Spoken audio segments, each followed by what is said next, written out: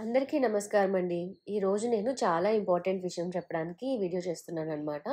ముందుగా అందరికీ సంక్రాంతి శుభాకాంక్షలు. ఈ సంవత్సరం వచ్చే భోగి రోజు చాలా విశేషమైందని చెప్తున్నారండి. దీనిని శివముక్కోటి అని అంటారంట.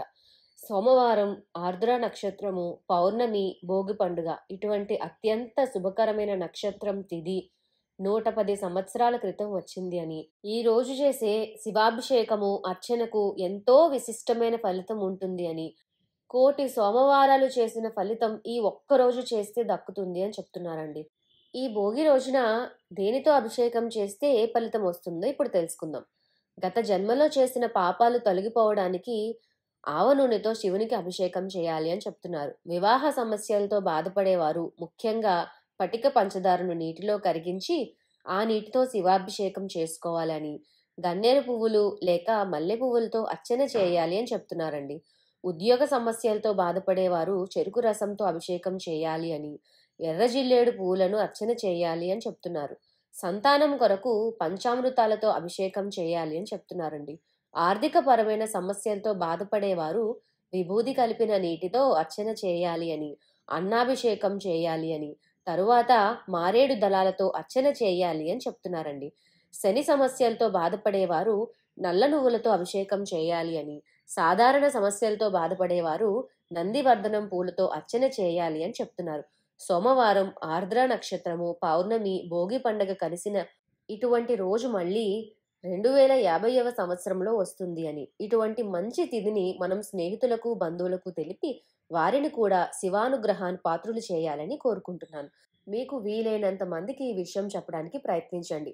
నాదొక చిన్న విన్నపం అండి. ఇలా చెప్తున్నారు కదా అని, ఇలా చేస్తే పాపాలు పోతాయేమోనని చెప్పి మనం చేసే ప్రయత్నం వల్ల వేరొకరికి ఏదైనా చెడు జరిగినా, లేదంటే వాళ్ళు బాధపడినా దీనికి 100 రెట్ల పాపం మనకు తగులుతుందనమాట. ఎందుకంటే మంచి రోజున మంచి చేస్తే ఎన్ని రెట్లు పుణ్యం లభిస్తుందో, అదే రోజున చెడు చేసినా కూడా అన్ని రెట్ల పాపం వస్తుంది అని చెప్పి చాలా పురాణ కథల్లో వినే ఉంటారు.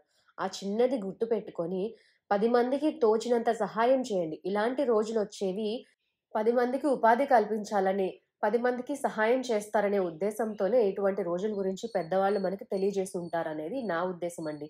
ఎందుకంటే మనం గుడికెళ్ళాలనుకుంటే ఒక ఆటో బుక్ చేసుకుంటాం. లేదంటే గుడి దగ్గరున్న ఎవరో ఒకళ్ళకి భక్తులకు ప్రసాదాలు పంచిపెట్టడమో, లేదంటే ఇంకేదో చేస్తూ ఉంటారు చాలామంది.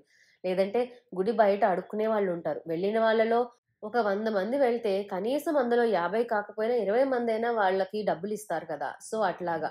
ఇలా ఎవరికి తోచినట్టుగా వాళ్ళు అందరికీ సహాయం చేయాలనే ఉద్దేశంతో మన పెద్దవాళ్ళు ఇటువంటివన్నీ మనకి ఇచ్చారండి సాంప్రదాయాలన్నీ. కానీ మనం ఆ సాంప్రదాయాలని మూఢనమ్మకాలను జోడించి మనకి నచ్చినట్టుగా, మనకి తోచినట్టుగా ఎవరేం చెప్తే అట్లా చేసేస్తున్నామనేది నాకనిపిస్తున్నదండి.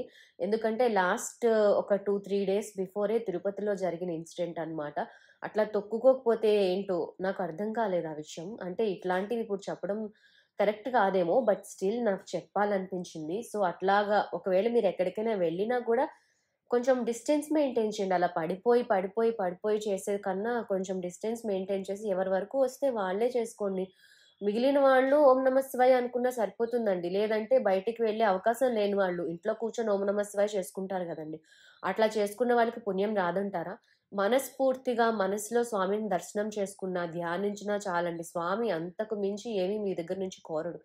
కాకపోతే ఏంటి అంటే, స్వామి దగ్గరికి వెళ్తే ఆ ఆలయంలో ఉన్న వైబ్రేషన్స్ వల్ల మన మనసు మారుతుందని గుడికి వెళ్ళమని అందరూ చెప్తూ ఉంటారు గానీ, మన మనసే, మన హృదయమే, మన దేహమే దేవాలయం అని చెప్పి ఎన్నో పురాణాల్లోని మన పూర్వీకులు చెప్పడం మనం వినే ఉంటాం. ఎందుకు చాలా సినిమాల్లో కూడా 'దేహమేరా దేవాలయం' అనే పాటలు కూడా మనం వింటూ ఉంటామనమాట. పెద్ద పెద్ద వాళ్ళు, గొప్ప గొప్ప వాళ్ళు చెప్పినవన్నీ మనం పాటించాలి అనుకుంటే, మనం ఫస్ట్ బేసిక్స్ పాటించాలి. తర్వాత ఎక్స్‌ట్రీమ్‌కెళ్ళాలనమాట.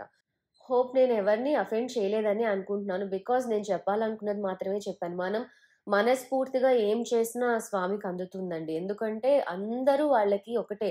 వీళ్ళు చేశారు కదా అని వీళ్ళకెక్కువ, వాళ్ళు చేయలేదు కదా అని వాళ్ళకి తక్కువ అని ఎవ్వరూ చూడరు. మనం ఏం చేశామనేది దేవుడు చూడడండి. మనం ఏ మనసుతో చేశాము, మనం ఎలాంటి పనులు చేస్తున్నాం అనేది మాత్రమే దేవుడు చూస్తాడనమాట. హోప్ అందరూ ఆనందంగా ఉంటారని అనుకుంటున్నాను. అందరూ ఆనందంగా ఉండాలి. అందరితో పాటు మనం కూడా ఆనందంగా ఉండాలని అందరూ కోరుకోవాలండి. హోప్ ఈ వీడియో మీకు నచ్చిందని అనుకుంటున్నాను. ఇది కొంచెమైనా యూజ్‌ఫుల్ అయిందని అనుకుంటున్నాను.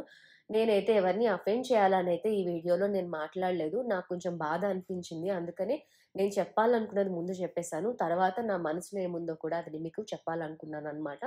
ఏం లేదు, చాలా చిన్నది. ఓకే. మీకు విశేషమైన రోజుల్లో మీరు టెంపుల్‌కి వెళ్ళాలనుకుంటున్నారు. మన చుట్టుపక్కల ఉన్న టెంపుల్స్‌కెళ్ళండి. రష్‌గా లేని టెంపుల్స్‌కి వెళ్ళండి. అన్ని టెంపుల్స్ రష్‌గా ఉన్నాయనుకోండి, ఏది తక్కువ రష్ ఉందో దానికి వెళ్ళండి. లేదంటే ఒక అడుగు ముందే వెళ్ళి మీ పని పూర్తి చేసుకొని వచ్చేయండి. ఒకవేళ మీది అవ్వకపోయిందనుకోండి, ఇంట్లో కూర్చొని స్వామి నాకవ్వలేదు, నేను చేయలేకపోతున్నాను, ఇక్కడి నుంచే నేను నీకు నమస్కరిస్తున్నాను అని చెప్పి మనస్ఫూర్తిగా స్వామిని తలుచుకుంటే స్వామి ఖచ్చితంగా అనుగ్రహిస్తారండి. ఆయనకి ఏది ఎప్పుడు ఇవ్వాలనేది చాలా చక్కగా తెలుసు అనేది నా అభిప్రాయం. నాకు తెలిసి దేవుడిని నమ్మే ప్రతి వాళ్ళ అభిప్రాయం కూడా అదే అనుకుంటున్నాను. బికాజ్ మన అవసరాలు ఏంటి అనేది మనకన్నే వాళ్ళకే ఎక్కువ తెలుస్తుంది. ఎందుకంటే ఏ టైంలో మనకి ఏది ఇవ్వాలో వాళ్ళు ఆల్రెడీ అక్కడ ఫిక్స్ చేసి ఉంటారు. మనమే అక్కడికి వెళ్ళడానికి వేరే వేరే దారులు వెతుక్కుంటూ ఉంటామనమాట. వాళ్ళు స్ట్రెయిట్‌గా చూపెట్టినా మనం వేరే దారుల్లో వెళ్తూ ఉంటాం. అట్లా వెళ్ళకుండా మనం ఒకటే వేలో వెళ్తూ ఆ స్వామి చెప్పిన మార్గం ఏదైతే ఉందో దాన్ని ఫాలో అవ్వాలి. ఆ మార్గం ఏంటి అంటే ఎదుటి వాళ్ళని హర్ట్ చేయకూడదు. మన వల్ల ఏ చిన్న ప్రాణికి కూడా బాధ కలగకూడదు. మనం ఎంత ఆనందంగా ఉండాలనుకుంటున్నామో, ఎదుటి వాళ్ళు కూడా అంతే ఆనందంగా ఉండాలి అని మనం ఆలోచించాలి. అలా ఆచరించాలి కూడా. అంతే. దేవుడు మనకి నేర్పించింది ఒకటే. ఏ పురాణం చూసుకున్నా గూడా ఎదుటి వాళ్ళకు సేవ చేయాలి. మనం మంచిగా బతకాలి. ఎవరిని బాధ పెట్టకూడదు. ఇవే ఉంటాయండి. ఇలాంటి ఆలోచనలు ఉన్నవాళ్ళు ఎప్పటికైనా గెలుస్తారు. హోప్ నేను ఎక్కువ మాట్లాడలేదనే అనుకుంటున్నాను. నేనైతే నిజంగా ఎవరిని అఫెండ్ చేయాలని గాని, దేని గురించి కూడా నేనిది చెప్పట్లేదండి. కొంచెం బాధ అనిపించింది. అందుకే ముందుగా చెప్పినట్లుగా. ఈ భోగినాడు అంతా మంచి జరగాలని కోరుకుంటున్నాను. భోగినాడే కాదు, ఈ 2025 సంవత్సరం అంతా మంచి జరగాలని, అందరూ ఆనందంగా ఉండాలని మనస్ఫూర్తిగా కోరుకుంటున్నానండి. ఓం నమః శివాయ. అందరూ ఆరోగ్యంగా ఉండండి, ఆనందంగా ఉండండి. మంచి ఫుడ్ తినండి, మంచి నీళ్ళు బాగా తీసుకోండి. Thank you so much. నమస్తే అండి. వాయిస్ కొంచెం బాలేదు. అందుకని ఇట్లా వచ్చింది. ఏమి అనుకోవద్దు. కొంచెం అడ్జస్ట్ చేసుకోండి. Thank you so much. Bye.